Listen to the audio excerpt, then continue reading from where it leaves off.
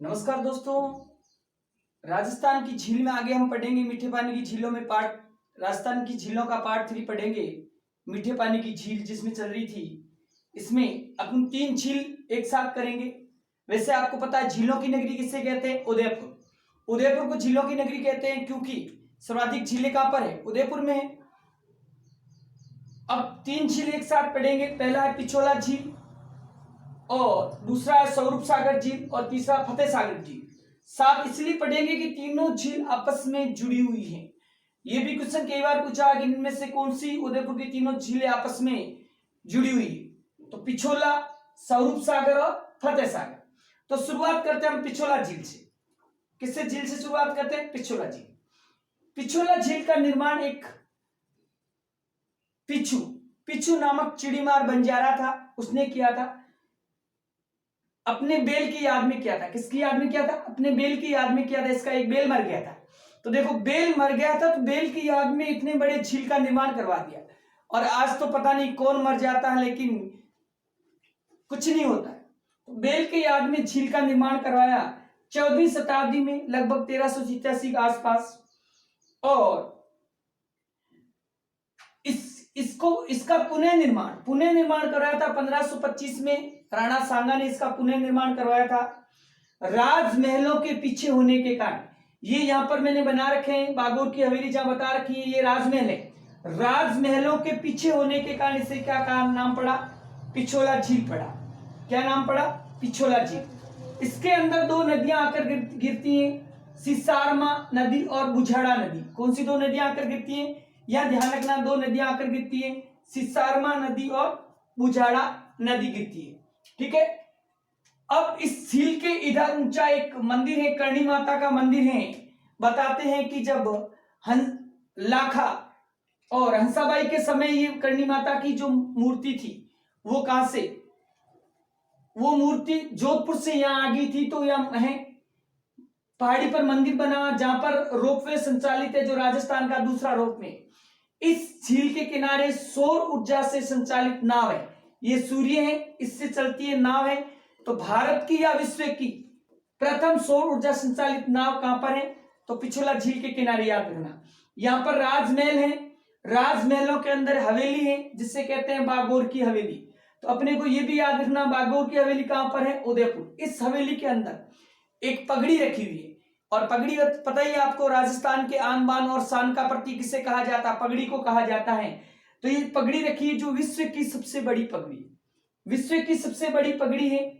इस झील के उत्तर दिशा में एक कुंड है जिसका नाम है अमर कुंड, जो मेवाड़ का पीएम था अमरचंद बड़वा ने बनाई थी, इसीलिए अमर कुंड कहा जाता है।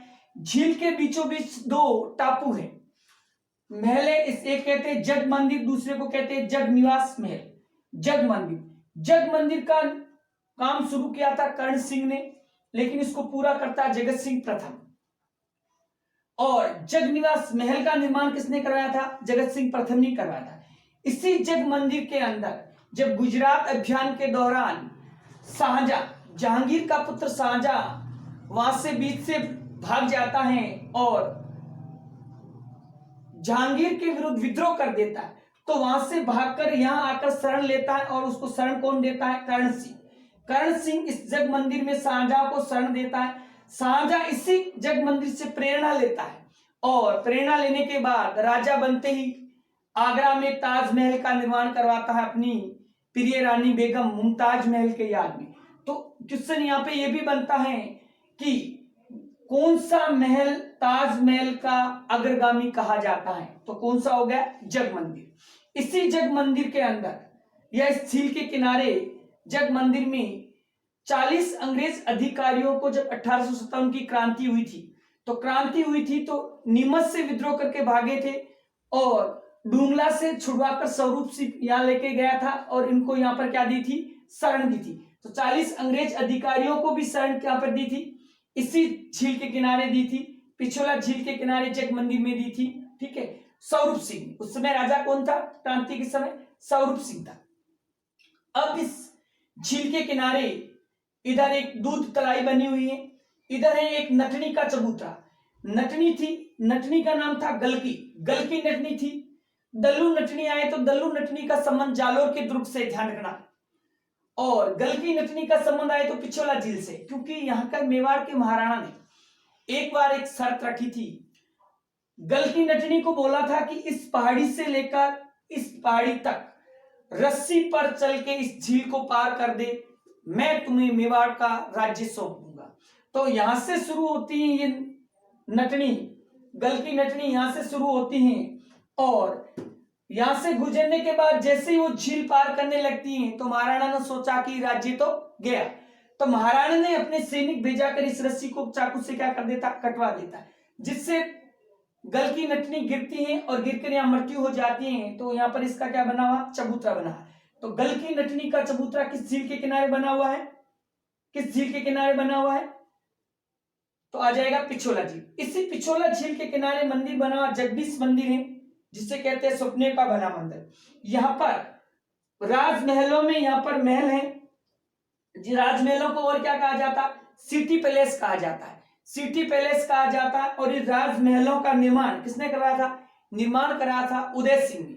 और इस महलों के बारे में फर्ग्यूसन ने क्या कहा था, फर्ग्यूसन ने इस महलों की तुलना लंदन के विंडसर महलों से की है, किससे की है, लंदन के विंडसर महलों से की है, ठीक है। इस प्रकार ये अपना पूरा कौन सा था, ये अपना पूरा पिछोला झील था।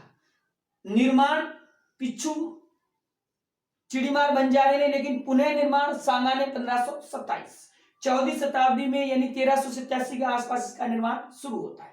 अब इससे जोड़ने वाला अगला झील कौन सा है, स्वरूप सागर। नाम से ये निर्माण किसने करवाया था, स्वरूप सिंह ने कराया था, 1857 में कराया था।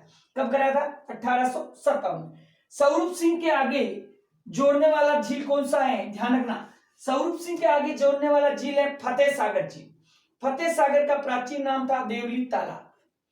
क्या नाम था, देवली तालाब। इसे कर्नाट बांध भी कहते हैं। इसका जब निर्माण करवाया था तो निर्माण कराया था, तो निर्माण जयसिंह ने कराया था 1600 आपका 68 में कराया था। निर्माण किस, अब इधर देखना, फतेह सागर के बारे में मैं बताऊंगा आपको। निर्माण उदय सिंह ने 1668, लेकिन इससे नींव रखी, नींव किसने रखी थी, नींव रखी थी ड्यूक ऑफ कर्नाट ने। नींव किसने रखी थी, ड्यूक ऑफ कर्नाट ने रखी थी। नींव कब रखी थी, ड्यूक ऑफ कर्नाट ने, नींव ड्यूक ऑफ कर्नाट ने रखी थी 1678, 10 साल बाद। इसीलिए इसका नाम क्या हो गया, नाम हो गया कर्नाट बांध, कर्नाट बांध नाम हो गया। अब इसका पुनः निर्माण किसने करवाया था, पुनः निर्माण कराया था फतेह सिंह ने। फतेह सिंह ने पुनः निर्माण कब कराया था, 1888। देखो 1668, 1678 और यहाँ 200 साल और चेंज हो गए, आगे आ जाएगा 88। तो पुनः निर्माण फतेह सिंह ने करा, इसीलिए इसका नाम पड़ा फतेह सागर नाम पड़ा। ध्यान रखना, फतेह सागर का निर्माण करा था उदय सिंह, नींव रखता है ड्यूक ऑफ कर्नाट, पुनः निर्माण करा था फतेह सिंह, इसीलिए इसे कहते हैं फतेह सागर कहते हैं। अब ये फतेह सागर का प्राचीन नाम क्या था, देवली तालाब। ये किससे जुड़ा है, स्वरूप सागर, ये तीनों आपस में जुड़े। इसके किनारे क्या है, एक सौर वेधशाला। क्या है, सौर वेधशाला, जो 1975 में इसकी स्थापना हुई थी। अहमदाबाद की एक कंपनी होती है, उन्होंने स्थापना की थी। और ये इस सौर वेधशाला के अंदर एक क्या रखी हुई है, दूरबीन रखी हुई है, जो एशिया की सबसे बड़ी दूरबीन है। क्या है, एशिया की सबसे बड़ी दूरबीन या टेलीस्कोप है। और ये किस देश के सहयोग से स्थापित की गई है, बेल्जियम देश के सहयोग से स्थापित की है। ये सौर वेधशाला का काम क्या है, सूर्य की व मौसम की सटीक जानकारी देना। देखो क्वेश्चन आरएस प्री में भी पूछा हुआ कि राजस्थान में निम्न में से कहां सौर वेधशाला है, तो एक तो ये था, एक है जंतर मंतर जयपुर में, तो एक जंतर मंतर जयपुर में भी स्वाई जयसिंह द्वारा बनाई जाती है, और एक यहाँ पर भी, ध्यान रखना, ये अहमदाबाद की कंपनी बनाती है। दूरबीन एशिया की सबसे बड़ी, और किस देश के सहयोग से, बेल्जियम के सहयोग से यहाँ रखी गई है। अब इसके किनारे यहाँ पर क्या है, एक उद्यान है जिसे कहते हैं नेहरू उद्यान। ऊपर एक पहाड़ी है, इधर है पहाड़ी है जिसे कहते हैं मोती मगरी पहाड़ी। पहाड़ी का नाम क्या है, मोती मगरी पहाड़ी। इस पहाड़ी के ऊपर एक उद्यान बना हुआ है, सॉरी इसके ऊपर एक स्मारक बना हुआ। किसका स्मारक है? महाराणा प्रताप का स्मारक बना हुआ। किस पहाड़ी पर है? मोती मगरी पहाड़ी पर। झील के इधर नीचे की तरफ एक बाग है जिसे कहते हैं सहेलियों की बाड़ी। क्या बोलते हैं इसे? सहेलियों की बाड़ी। इसका निर्माण किसने करवाया था? राजा था संग्राम सिंह सेकंड। संग्राम सिंह सेकंड ने सहेलियों की बाड़ी का निर्माण करा। संग्राम सिंह सेकंड की पुत्री होती है जिसका नाम होता शकुंतला। क्या नाम होता? शकुंतला। तो अपनी शकुंतला पुत्री के लिए, क्योंकि पुत्री इधर उधर नहीं घूमकर अपने सहेलियों के साथ इसी बाड़ी में घूमने जाए, इसीलिए उसके लिए एक बाग का निर्माण करवाया जिसे कहते हैं सहेलियों की बाड़ी। यहां से ध्यान रखना इंपॉर्टेंट है। अब इसके बाद इस झील के बारे में छोटी सी याद रखना है कि इसका पुनर्निर्माण किसने कराया था? फतेह सिंह ने, इसीलिए इसको क्या कहते हैं? फतेह सागर। तो देखो नोट करके इंपॉर्टेंट लाइन याद रखनी है। राजस्थान में झील जोड़ो परियोजना के जनक, झील जोड़ो परियोजना के जनक, तो क्या लिखना है? फतेह सिंह। फतेह सिंह कहा जाता है क्योंकि इन्होंने तीनों झीलों को, भारत में सबसे पहले झील जोड़ने का कार्य भी किसने शुरू किया था? फतेह सिंह ने शुरू किया था। और कौन सा झील को किससे जोड़ा था? फतेह सागर, स्वरूप सागर और पिछोला झील को आपस में जोड़ा था। तो यह राजस्थान की 3 बड़ी झीलें थी जिसके बारे में हमने जाना है। अब अगला झील है आपका नक्की झील। अगला मीठे पानी का झील कौन सा है? नक्की झील।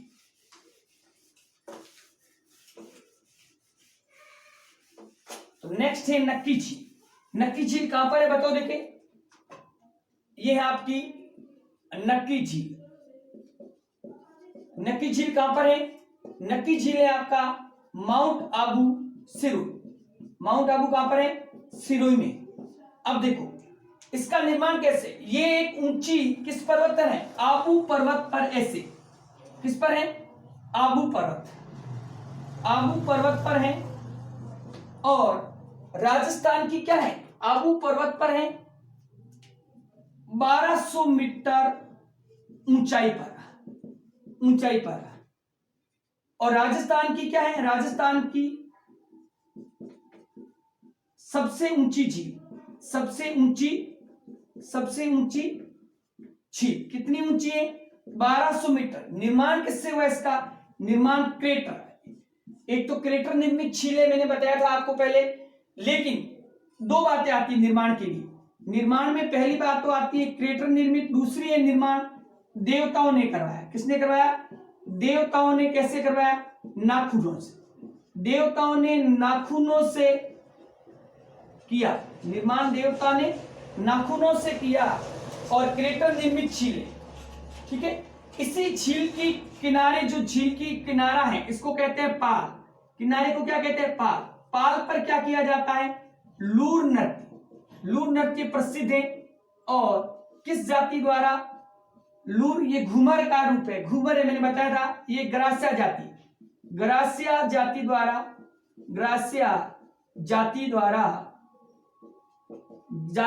किया जाने वाला इसकी पाल पर नृत्य कौन सा है? लूर नृत्य। कौन सा नृत्य है? लूर। अब ये ग्रास्या जाति के लिए इस जाति की पवित्र झील है। ग्रास्या जाति की क्या है? पवित्र झील। अब आ जाए ग्रास्या जाति का कुंभ कौन सी झील कहलाता है? तो अपने को कौन सी झील याद रखना है? नक्की झील याद रखना है। राजस्थान की सबसे ऊंची झील कौन सी? तो भी ये रखना है। इस झील की एक प्रमुख विशेषता है कि सर्दियों में क्या हो जाती है? सर्दियों में जम जाती है। और राजस्थान की एकमात्र है, ध्यान रखना, एकमात्र है राजस्थान में। राजस्थान की एकमात्र झील जो सर्दियों में जम जाती है। और भारत में जमने वाली कौन सी है? अपने को याद रखना, डन। डे से कौन सी झील है? डल झील। और ने से कौन सी हुई? नक्की। डल झील कहां पर है? जम्मू कश्मीर में। और नक्की झील अपन पढ़ ही रहे माउंट आबू सिरोही में। तो भारत में सर्दियों में जमने वाली झीलें, जमना यानी डन होना, डन याद रखना, डल और नक्की। राजस्थान में सर्दियों में जमने वाली एकमात्र झील कौन सी है? नक्की झील। कहां पर है ये है माउंट आबू। अब देखो झील के किनारे, या अपने को याद रखना है झील के किनारे। किनारे झील के क्या क्या है ये याद रखना है। झील के किनारे देखो क्या क्या है। पहली बात तो राज्य का एकमात्र हिल्स स्टेशन है। ध्यान रखना, एकमात्र वाली बात मैं बहुत बार बता चुका हूं, एकमात्र वाली कहीं भी पूछी जा सकती है। तो राज्य का एकमात्र हिल स्टेशन की झील के किनारे, नक्की झील के किनारे, और इसके किनारे क्या है, toad rock, nun rock, Nandi rock और पेरेट रॉक, चंपा गुफा, हाथी गुफा, ये सारे पर्यटक स्थल है। नॉन टॉड रॉक किसके समान, मेंढक के समान पहाड़ी है, मेंढक के समान पहाड़ी है, जिसे क्या कहा जाता है, टॉड रॉक। नॉन रॉक कैसे, घूंघट निकाले हुए स्त्री के समान पहाड़ी, जिसे नॉन रॉक कहा जाता है। नंदी रॉक कैसे, बेल के समान पहाड़ी है, किसके समान, बेल के समान। और कौन सी गुफा है, चंपा गुफा, हाथी गुफा, ये सारे झील के किनारे। और क्या है, रघुनाथ जी का मंदिर। और इस झील के किनारे क्या याद रखना, और इस झील के किनारे क्या है, रघुनाथ जी का मंदिर। और सबसे अच्छा दर्शनीय स्थल है क्या, सनसेट पॉइंट। सूर्य जब अस्त होता है तो दो पहाड़ियों के बीच में इस प्रकार का एक प्रकृति का एक अदृश्य नजारा यहां देखने को मिलता है, जिसे कहते हैं सनसेट पॉइंट। तो ये राजस्थान का कौन सा झील था, ये राजस्थान का था नक्की झील, जो माउंट आबू सिरोही में है, एकमात्र जो सर्दियों में जम जाता है, एकमात्र जो हिल स्टेशन है। और इसकी पाल पर ग्रास्य जाति की महिलाओं द्वारा कौन सा नृत्य किया जाता है, लूर नृत्य किया जाता है। और ग्रास्य जाति का क्या है, कैसा है, पवित्र झील है। कैसा झील है, पवित्र झील। अगला झील है आपका राजसमंद झील। अब नाम से ही राजसमंद झील कहां पर है, इस झील के नाम पर क्या है, राजसमंद में है, राजसमंद में है, जिले का नाम है, क्या है, जिले का नाम। और मीठे पानी की, ध्यान रखना पिछली बार रीट में पूछा हुआ है, यही आया, मीठे पानी की दूसरी बड़ी झील। और वर्तमान, और क्या है, और मैंने बताया था कि राजस्थान की पवित्र झीलों में इसकी गिनती की जाती है, पवित्र झील भी है और मीठे पानी की दूसरी बड़ी झील है। अब इस झील का निर्माण किसने करवाया, निर्माण करवाया था राज सिंह ने। किसने करवाया था, मेवाड़ का राजा होता राज सिंह। राज सिंह जब राजा होता तो मेवाड़ में क्या पड़ता है इसके समय, अकाल पड़ता है। तो अकाल राहत कार्य के तहत मैंने पहले बता चुका हूं, वैसे अकाल राहत कार्य के तहत कब कराता है इसका निर्माण, 1662 से 1676 के बीच, 62 से 76 के बीच में इस झील का निर्माण करवाता है।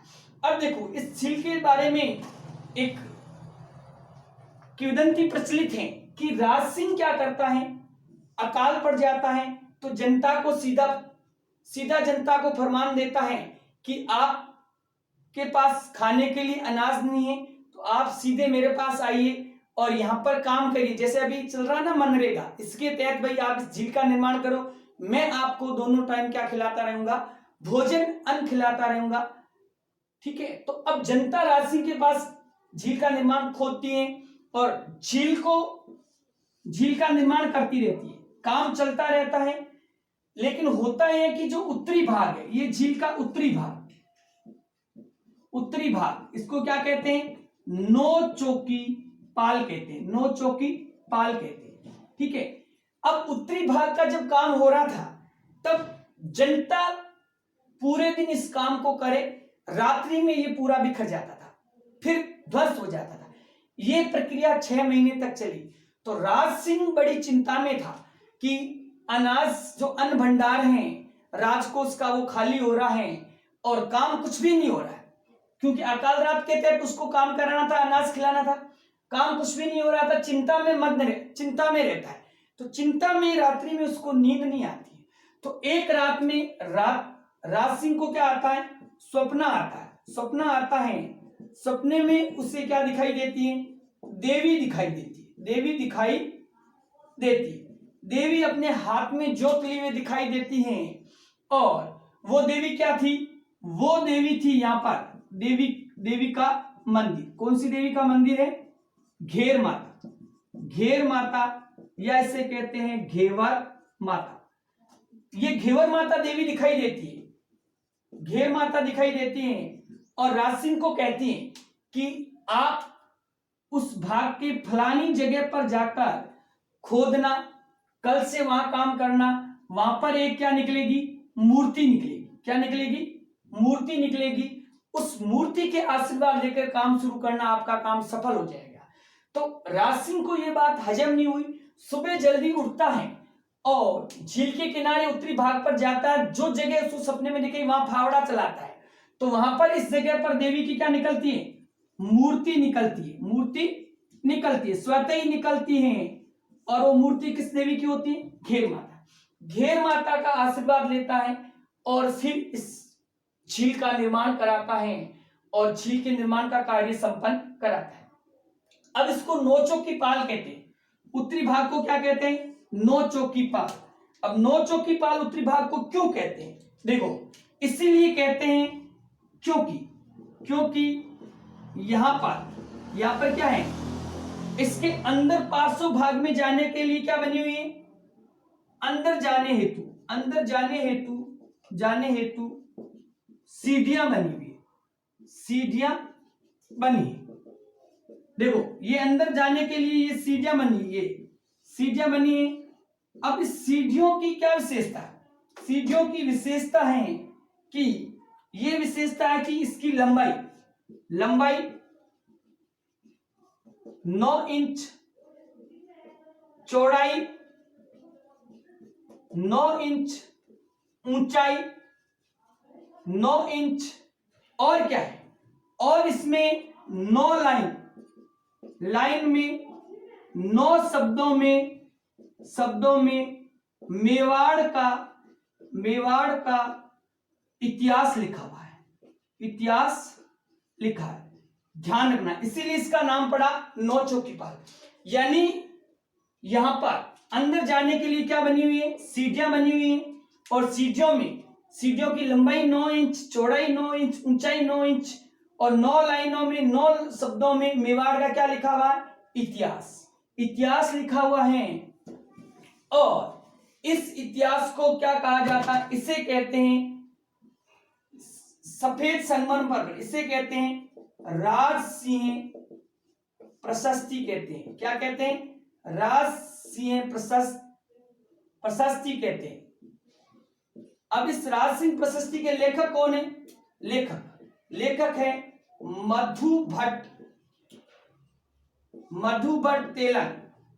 कौन है इसके लेखक, मधु भट्ट तेलंग। या मधु भट्ट तेलंग को एक और नाम है, उसका नाम है रणछोड़ भट्ट। ये भी यही है, ध्यान रखना एक ही चीज है। ये प्रशस्ति किस भाषा में लिखी हुई है, भाषा लिखी हुई है संस्कृत में लिखी हुई है। किसमें लिखी है, संस्कृत भाषा में लिखी हुई है। और टोटल यहां पर कितने हैं, 25 शिलालेख है। कितने शिलालेख है, 25 शिलालेख है। और इस शिलालेख में कितने हैं, 25 शिलालेख में कितने हैं, 1917 श्लोक है। कितने श्लोक है, 1917 श्लोक है। और किस भाषा में, संस्कृत में। तो ये ध्यान रखना। और इसमें मैंने बताया था कि मेवाड़ का इतिहास लिखा है। और संस्कृत भाषा का विश्व का सबसे बड़ा शिलालेख, ध्यान रखना, यहां से भी क्वेश्चन आता है। इस शिलालेख को कहते क्या है, राज प्रशस्ति। लेखक कौन है, मधु भट्ट तेलंग या रणछोड़ भट्ट। किस भाषा में लिखा है, संस्कृत भाषा में। कितने शिलालेख हैं, 25 शिलालेख। श्लोक कितने, 1917। संगमरमर पर लिखा हुआ है, ठीक है। और किस भाषा में लिखा है? संस्कृत। और विश्व का संस्कृत भाषा का सबसे बड़ा शिलालेख, विश्व का संस्कृत भाषा का सबसे बड़ा क्या है? शिलालेख। तो ये है उत्तरी भाग जिसे नौचौकी पाल कहते हैं।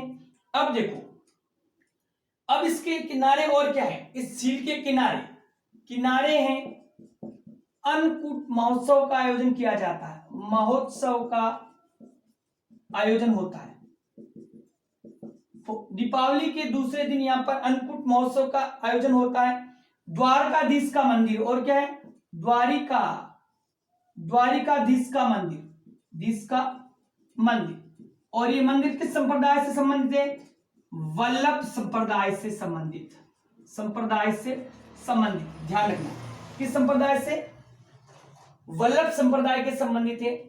और एक बात ध्यान रखनी है कि जो उत्तरी भाग जो मैंने बताया, उत्तरी भाग को क्या कहते हैं? नौचौकी पाल। इस नौचौकी पाल पर छतरियां बनी हुई हैं, पाल पर क्या बनी हुई है? छतरियां बनी हुई हैं, स्तंभ है, और उस स्तंभ पर तोरण द्वार बना। तोरण द्वार पर अलग अलग प्रकार की मूर्तियां में नक्काशी देखने को बनती है। तो ये अपना पूरा था, कौन सा झील था? राजसमंद झील, जो राजसमंद जिले के अंदर है।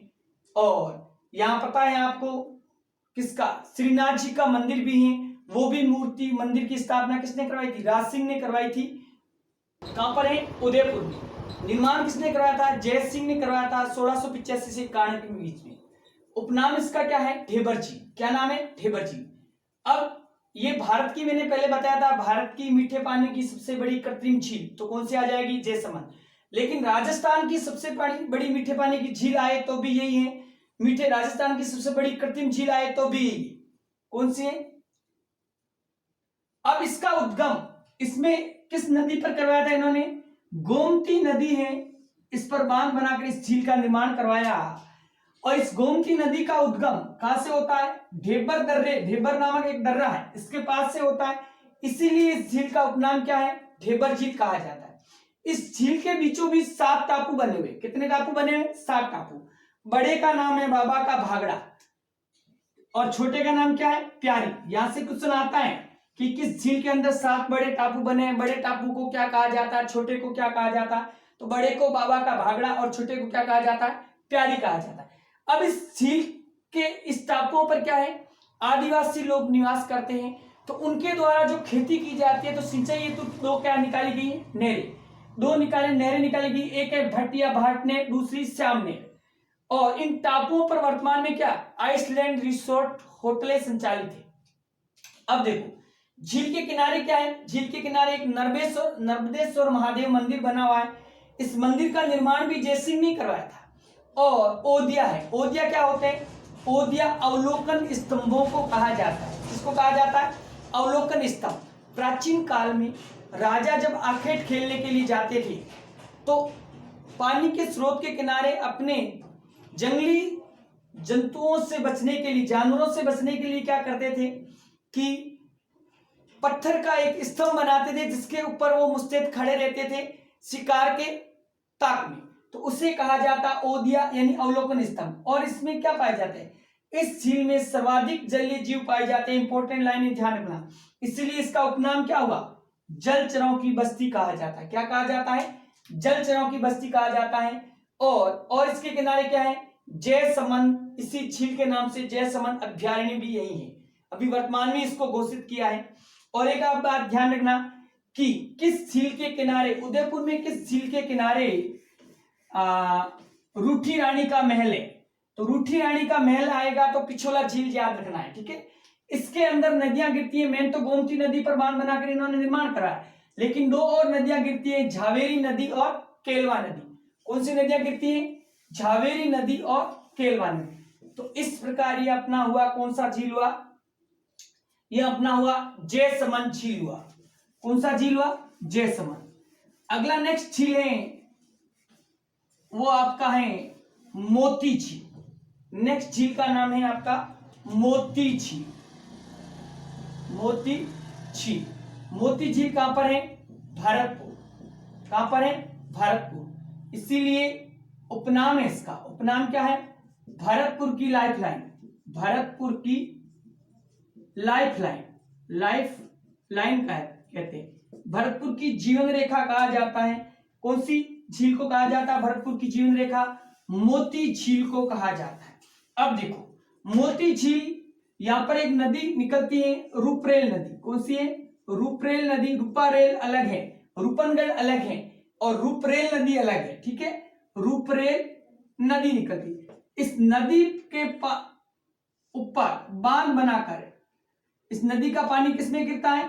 इस झील के अंदर गिरता है। बांध बनाकर पानी को रोककर झील का निर्माण किया गया, ठीक है। निर्माण किसने करवाया था इस झील का? निर्माण करवाया था सूरजमल जाट ने, सूरजमल जाट। अब देखो भरतपुर और धौलपुर राजस्थान की कैसी रियासत थी? जाट रियासतें थी। तो यहाँ का राजा था सूरजमल जाट, और इसी सूरजमल को क्या कहते हैं? जाटों का प्लूटो कहते हैं। जाटों का प्लूटो या जाटों का अफलातुन, जाटों का अफलातुन भी इसे कहा जाता है। याद रखना इंपॉर्टेंट है ये दोनों बातें, ठीक है। किस नदी के किनारे? रूपरेल।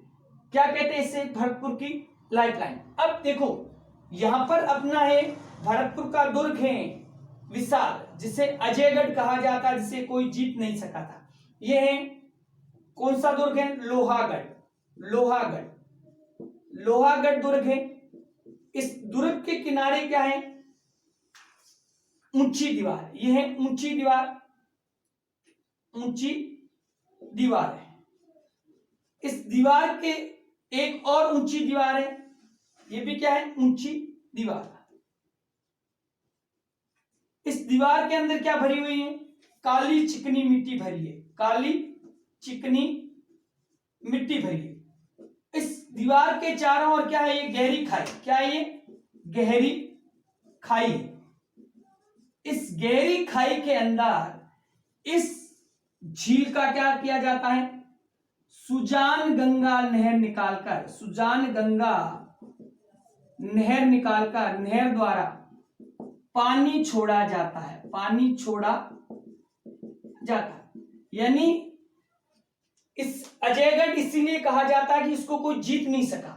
और ऊंची दीवार बनी हुई है, फिर एक ऊंची दीवार बनी, इन दोनों दीवारों के बीच में काली चिकनी मिट्टी भरी हुई, क्योंकि दुश्मन द्वारा दागे गए गोले इस मिट्टी में धंस जाते हैं बिना किसी नुकसान पहुंचे। फिर इस चारों ओर गहरी खाई है, इस गहरी खाई में क्या छोड़ा गया है? मोती झील का पानी छोड़ा जाता है। कौन सी नहर द्वारा? सुजान गंगा नहर द्वारा मोती झील का पानी छोड़ा जाता है। किस किले की खाई में? लोहागढ़ दुर्ग की खाई में छोड़ा जाता है। और इस झील की एक विशेषता है, किस लिए प्रसिद्ध है ये? नील हरित शैवाल हेतु प्रसिद्ध झील। ध्यान रखना इंपॉर्टेंट है, लाइन छोटी सी है लेकिन बहुत इंपॉर्टेंट है। किसके लिए प्रसिद्ध है? नील हरित शैवाल हेतु प्रसिद्ध है। तो ये था अपना राजस्थान का मोती झील, भरतपुर में है। भरतपुर की जीवन रेखा, निर्माण सूरजमल जाट ने, जाटों का प्लूटा या जाटों का अफलातुन। रूपरेल नदी आकर गिरती है। कौन सी नदी आकर गिरती है? रूपरेल नदी आकर गिरती है। और एक लिंक नहर निकाली गई है जिसे कहते हैं सुजान गंगा नहर। इसके द्वारा इस झील का पानी किसमें छोड़ा जाता है? लोहागढ़ दुर्ग की चारों ओर गहरी खाई में छोड़ा जाता है। और किस लिए प्रसिद्ध है ये दुर्ग, ये झील? सॉरी, नील हरित शैवाल हेतु प्रसिद्ध है। किसके लिए प्रसिद्ध है? नील हरित शैवाल हेतु। अगला झील है आपका गैव सागर। कौन सा झील है? गैव सागर झील। कहां पर है ये गैव सागर? गैव या गैव सागर, गैव सागर कहां पर है ये? डूंगरपुर। निर्माण किसने करवाया इसका? निर्माण कराया था महाराजा गोपीनाथ ने। महाराजा गोपीनाथ, सॉरी इधर वाले महारावल कहलाते, महारावल गोपीनाथ ने करवाया था, गोपीनाथ ने करवाया था। अब इसको उपनाम क्या है? इसका उपनाम है एडवर्ड बांध। एक तो ये ध्यान रखना इसका उपनाम है एडवर्ड बांध कहा जाता है। क्या कहा जाता है? एडवर्ड बांध कहा जाता है। अब इस झील के किनारे क्या है? किनारे बस दो ही बात रखनी है, एक तो कालीबाई का स्मारक है, कालीबाई का स्मारक, वो जो कालीबाई सेंगाभाई और जो है और इसके किनारे एक बादल महल है, बादल महल। ये वही कालीबाई है जिन्होंने वागड़ क्षेत्र में सरकार द्वारा स्कूलों को बंद कराने का जब विरोध किया था, तो इन्होंने अपने शिक्षक गुरु को हसिया से रस्सी काटकर पुलिसों के चुंगल से छुड़ाया था और वहां छुड़ाते हुए शहीद हुई थी, वही कालीबाई। गैब सागर, डूंगरपुर, गोपीनाथ ने, एडवर्ड बांध, कालीबाई महल और बादल। बस इतना सा याद रखना। अगला झील है आपका कायलाना झील। कायलाना कहां पर पड़ता है? जोधपुर। नेक्स्ट झील लिखो आप, कायलाना झील, जोधपुर।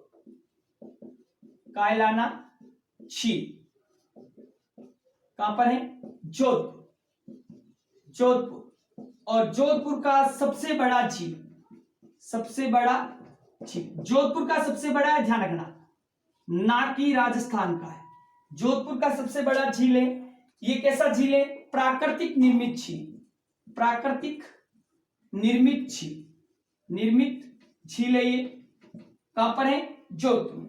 अब इसका आधुनिकीकरण कौन करता है? आधुनिकीकरण किया था, जोधपुर का प्रधानमंत्री था जिसका नाम था सर प्रताप सिंह। आधुनिकीकरण 1872 में सर प्रताप सिंह ने किया था। प्रताप सिंह ये कौन था? जोधपुर का पीएम था। किसका पीएम था?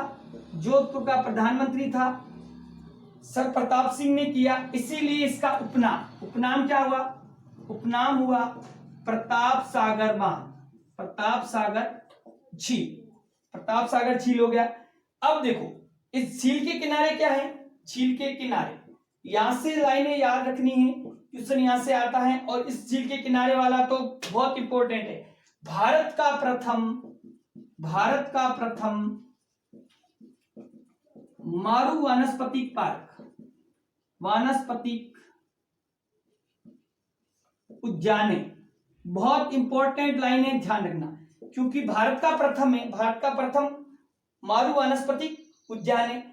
इस उद्यान का उपनाम इसे कहते क्या? इसे कहते हैं माचिया सफारी पार्क। इसे क्या कहते हैं? माचिया सफारी पार्क कहते हैं। अब इस झील के अंदर ये इस प्रकार झील बना हुआ है। झील के अंदर पानी की व्यवस्था क्या की जाती है? पानी की व्यवस्था, पानी की व्यवस्था कैसे की जाती है? आईएनजीपी, इंदिरा गांधी नहर परियोजना की एक शाखा है जिसका नाम है राजीव गांधी शाखा। राजीव गांधी शाखा, इस शाखा द्वारा, ये आईएनजीपी नहर है, इससे एक राजीव गांधी शाखा निकाली गई है। ये राजीव गांधी शाखा है।